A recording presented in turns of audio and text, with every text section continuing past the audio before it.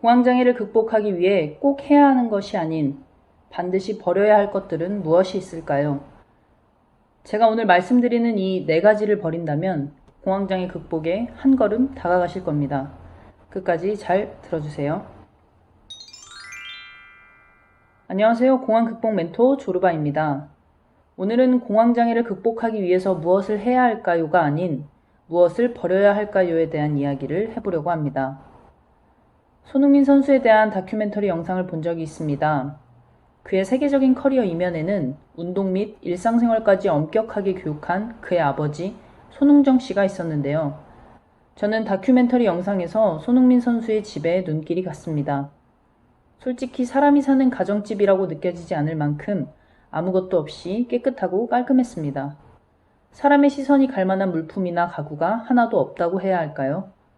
손흥정 씨는 이것이 오로지 축구에만 집중하기 위해서라고 이야기했습니다. 집뿐만 아니라 손흥민 선수의 삶 또한 축구를 제외하고는 모든 것이 단조로웠습니다. 축구에서는 어떨까요? 손흥정 씨가 강조하는 것은 기본기였습니다. 화려한 개인기도 멋있는 슈퍼폼도 아니었습니다. 오직 공을 내 마음대로 움직일 수 있는 것, 그것 하나였습니다. 손흥정 씨의 교육 철학을 보면서 공황장애 극복도 같은 맥락이라고 생각했습니다. 결국 공황장애 극복에도 기본기가 있다고 생각했습니다. 그리고 그 기본을 익히기 위해서는 잡다한 것을 다 내려놓아야 합니다. 이번 영상을 통해 제가 생각하는 공황장애를 극복하기 위해 반드시 버려야 할 것에 대해 이야기하겠습니다. 첫 번째, 검색입니다. 물론 제 유튜브 또한 검색을 통해서 들어오셨을 것입니다. 어떤 검색을 하고 들어오셨나요? 우리는 모르기 때문에 불안하고 그것을 해소하기 위해 검색합니다. 하지만 멈출 줄 모르는 검색은 오히려 독이라고 확실히 말씀드릴 수 있습니다. 솔직히 제 유튜브를 보면 공황장애를 극복하기 위해 어떻게 해야 하는지 다 나와 있습니다. 공황장애 관련 책을 몇 권만 읽어봐도 알 수 있고 병원 진료관, 의사와의 면담을 통해서도 알 수 있습니다. 하지만 문제는 계속되는 검색에 있습니다. 멘토링을 했던 분 중 한 분은 끊임없이 공황장애를 검색하고 다른 사람의 글을 읽었습니다. 자신에게 없는 증상이 다른 사람에게 있으면 곧 자신에게도 그 증상이 생길까 더 염려했습니다. 그렇게 불안감은 더 커져갔습니다. 마침내 본인의 생각대로 그 증상을 덤으로 얻었습니다. 자신이 공황장애라는 판정을 받았다면 검색은 내려놓으시고 해야 할 일들에만 집중하세요. 정확하지 않은 무분별한 정보들은 오히려 해가 될 수 있습니다. 두려움과 불안함을 부추길 뿐입니다. 두 번째, 퇴직, 퇴사입니다. 공황장애로 힘드신 분들 중에는 신체화 증상으로 인해 일상생활에서도 불편함을 호소하는 분들이 많습니다. 문제는 그분들이 직장을 그만두고 공황장애 극복에만 집중해야겠다라고 마음먹는 것에 있습니다. 물론 힘든 상황은 충분히 이해합니다. 하지만 더 깊이 생각해봐야 할 것이 있습니다. 직장을 그만둔 이후에는 더 큰 폭풍이 몰아칠 수도 있습니다. 이것은 제가 직접 경험해봤기 때문에 자신있게 말씀드릴 수 있습니다. 반드시 신중하게 생각해주세요.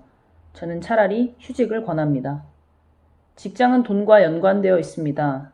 현대사회에서 돈이란 인간의 생명과도 관계가 있죠. 먹고 사는 의식주에 반드시 필요한 것이 돈이니까요. 따라서 퇴직을 하면 하루 이틀 몸은 편할지 몰라도 곧 돈에 대한 두려움이 시작됩니다. 이것은 생사에 관한 두려움으로 인식되어 다른 대상보다 더 큰 두려움으로 인식됩니다.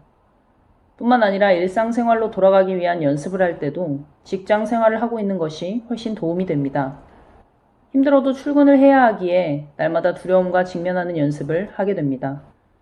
그러면 퇴직한 분들보다 더 빨리 증상이 호전될 수 있습니다. 그러니 퇴직보다는 휴직을 고려하시는 편이 좋습니다. 세 번째, 병원 쇼핑입니다. 저 또한 이 시기를 겪었습니다. 공황장애 증상 자체가 큰 병을 연상시키기 때문에 병원을 찾는 분들이 많습니다. 내과, 신경외과, 심장, 소화기 등 이곳저곳을 돌며 여전히 병원 쇼핑을 하시는 분들도 있을 것입니다. 자신은 분명 아프고 불편함을 호소하는데 검사에서는 아무것도 나오지 않으니 답답할 것입니다. 그러니 더욱 의사를 믿지 못하고 이곳 저곳을 옮겨다니는 것이겠죠. 이것도 당장 그만두어야 할 행위입니다. 아무런 도움이 되지 않기 때문이죠. 시간도 돈도 모두 낭비하게 됩니다. 이런 분들에게 필요한 것은 인정하기입니다. 나를 잡아서 필요한 검사를 모두 받은 뒤 이상이 없다면 깔끔하게 인정하세요. 나의 몸은 너무나 건강하고 이상이 없으니 앞으로는 생각을 바꾸는 것에만 집중해야겠어 하는 다짐이 꼭 필요하겠네요. 네 번째, 패배자의 태도입니다.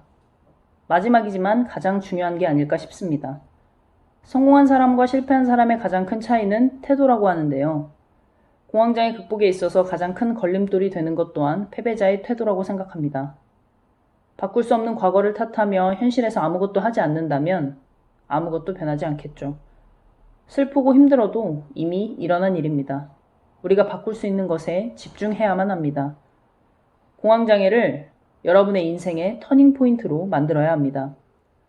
신이 신 레몬을 주더라도 누군가는 그것을 아주 맛있는 레모네이드로 만든다고 합니다.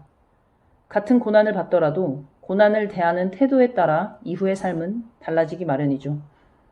어떻게 하면 맛있는 레모네이드를 만들지 고민하는 사람, 더 나아가 맛있는 레모네이드를 만들어내는 사람, 저는 그런 사람이 여러분이 되었으면 합니다.